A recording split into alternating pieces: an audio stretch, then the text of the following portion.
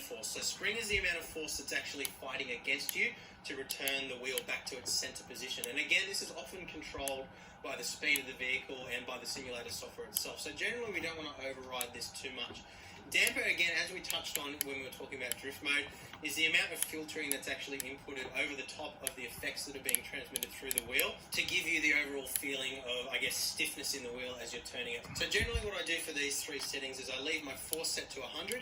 Again, this is controlled pretty accurately through most simulator software. But if you feel like with your settings cranked all the way up, or if you're feeling like to get the correct amount of centering force or spring force or something like that, you're having to have the force feedback cranked all the way up and you're not feeling a realistic amount of force coming through the wheel, you can make a fine-tuning adjustment from here to compensate for that.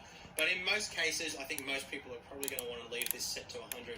Now for spring force specifically, in F1 2018, I generally have this set to around 60 or 70. Again, depending on the type of track entry, by the speed of the vehicle and by the simulator software itself. So generally, we don't want to override this too much.